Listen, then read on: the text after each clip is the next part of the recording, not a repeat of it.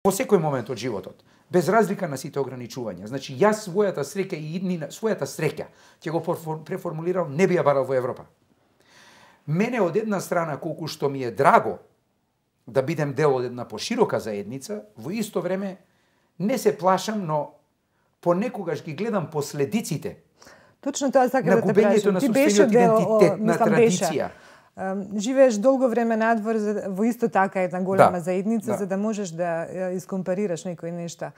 Во таква една голема заедница во која демократијата исто така е практика долги години наназад. Така. И стил на живење кој, нели, би го нарекле она што рековме грубо материјалистички. Така. Уште на почетокот.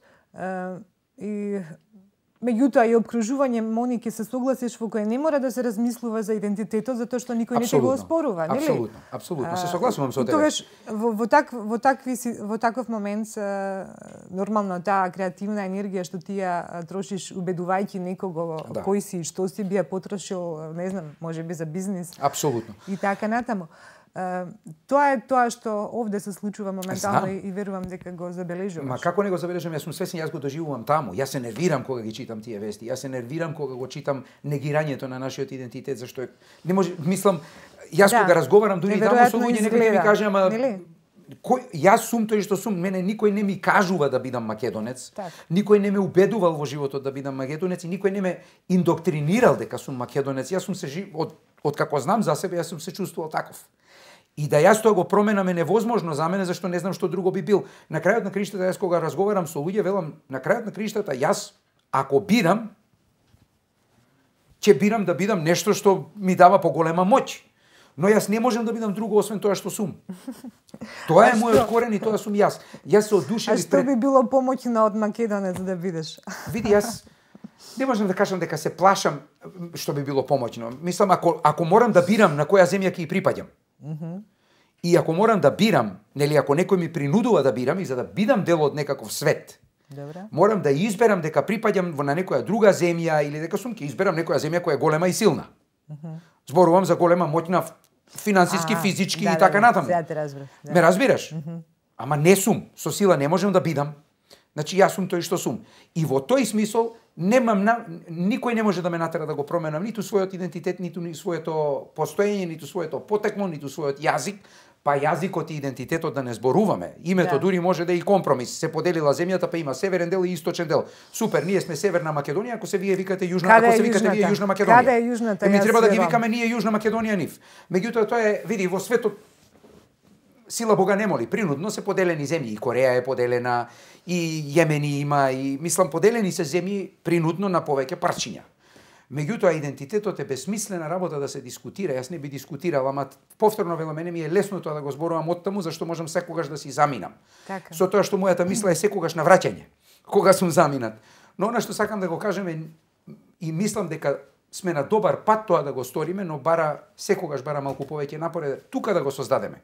Па да не молат да бидеме дел од Европа. Точно тоа. Не да ги молиме ние, мислам, зашто не верувам дека е невозможно да создадеш убавина таму кај што живееш, наспроти сите притисоци, мислам, не сме ниту глупави, ниту мрзливи. Така ја завршивме и 2009-та, Мони, со една таква порака за случување во 2010-та, дека она на што мораме да се сконцентрираме е овде внатре, ние самите да си најдеме консензус по некои нешта кои не разделуваат, раздвојуваат непотребно вештачки и така натаму.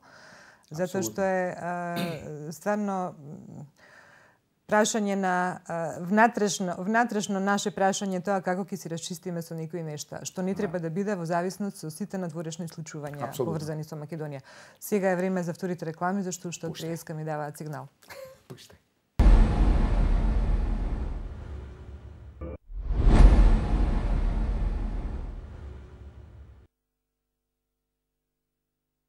Да, ние сме тука повторно и уште многу малку до крајот на ова издание на Македонија, меѓутоа доволно да го прашам, Мони, она што лично многу ме интересира. Како изгледа Македонија од една американска перспектива, особено во последно време, кога ние овде толку цврсто се бориме да си го зачуваме тој идентитет. Во истиот тој 21 век и тој еден конгломерат, како јас го нарекувам, тој простор Соединетите Американски држави, кои предпоставувам дека немаат представа нели, со што еден мал народ во една мала земја се соочува во истиот тој високо цивилизацијски развиен 21 век. Да. Јас имам впечаток дека во 90 и значи откако се самостои Македонија, 92, 93, многу помалку се знаеше. Ако прашате некој кој е Македонија, многу помалку знае кој е Македонија. Американците живеа и генерално земено од периодот кога отидов, па дури кога бев на како гимназијалец таму, нели? Многу малку се знаеше. Америка беше една поприлично етноцентрична како држава, значи ориентирани кон себе, свој континент, моќна, финансиски, воено и така натаму. Супериорни. Да. Сите овие жални настани, да не кажам што им се случија и нив, терористички и така натаму, многу ги отворија кон светот, затоа што многу по-внимателно следат што се случува, многу повеќе се информирани за надворешните фактори. Не сум сигурен дали овој конфликт што го имаме со соседот, нели, заради името, мислам дека во одредена смисла и не популаризира, зашто се знае повеќе за нас, зашто слушаат на CNN, така да од земја за чие што име не се слушаше, се слуша името. Имаше некој беше рекол и лоша реклама е добра реклама, односно е реклама. Мене ми текнува сега во истиот момент кога зборуваш, кога бев во Њујорк и во еден дуќан таму купував нешто и ме прашува една касиерка таму црнкиња од каде си, јас си викам од Македонија и она вика каде е тоа?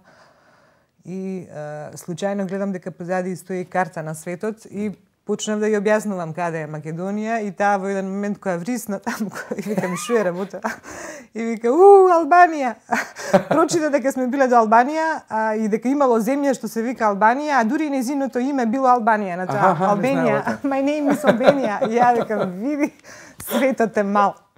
Мал е светот, но да се вратам точно на твоето прашање, односно да ти дадам краток и концизен одговор, Македонија секогаш пубаво изгледа однадвор. Предпоставувам, колку е подалеку, толку е... Јас речиси не знам човек што не посакува да се врати. И како врват годините, имаше еден период кога бев во моите активни години како актер во Њујорк, кога помалку мислиш, зашто си имаш своја идеја и свој сон кој што го бркаш и некако мислата на Македонија не ти бега толку често. Мене сега, јас едва чекам првата слободна прилика, значи последниве година, дена во Мексико живеев 6 месеци, по скиентологија. Со скиентологијата бев отиден таму, работев одредени процеси скиентолошки и постојано ми беше кој ќе завршам да се вратам назад. Не знам дали тоа доаѓа со годините, не знам со што доаѓа, но има... Не знам дали е тоа нешто магично што те влече. Сакаш мистерија дадуј му, сакаш практично формулирај го како сакаш. Јас како дете никогаш не сум сакал македонска народна музика. Сега ја обожувам.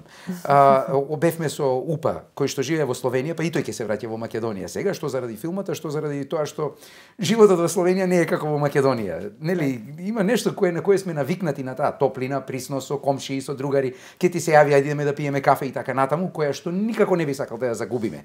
Значи кога зборуваме за оваа глобализација, ако заради нешто стравувам, и тоа го правам често како муабет со УПА, тоа е дека заради тоа вклопување во светските трендови ќе го загубиме она што е најубаво кај нас.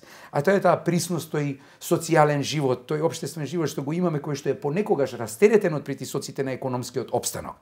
Зашто мене, кога ќе дојдам во Македонија и кога ќе се сакам да се видам со пријатели, ние заглавуваме до 2 до 3 навечер, ќе седиме и ако се работи утре. Тоа никогаш не можеш да си го дозволиш во Америка во понеделник, вторник или среда или четврток. Петок, сабота може, недела никако. Овде тоа го правиме секој втори или трет ден, работиме. После известно време пауза ќе направи, зашто ти треба одмор на телото. Меѓутоа, суштината е дека бевме со УПА, гледавме танец и Мирче Ацев имаа концерти. Па тоа е да уживаш. Јас бев одушевен кога видов излегува можеби едно 150-200 деца мали играа оро на сцена на Мирче Ацев. Јас се радувам дека има уште, дека се негува тој звук, дека има кај децата уште интерес тоа да се загуби. И јас би бил ужаснат кога било какво станување од било што поголемо би било закана за такво нешто кај нас. Но, ќе се вратам на филмот, кој што УПА го има напишано, зашто многу сакам тоа да го кажам. Пораката на филмот или мотото на филмот на УПА е дека светна во тој контекст, нели, е многу апропо, многу е соодветен филмот за овој контекст во кој што живееме, дека сведната глава Сабија ја сече. Дека крената глава Сабија не ја сече, зашто погледни приватно, ако погледнеш, луѓе кои немаат интегритет, кои денес ќе ти кажат едно, утре ќе го сменат мислењето, на кои не можеш да се подпреш и кој што ќе ти даде некакво ветување или сакаш некаков договор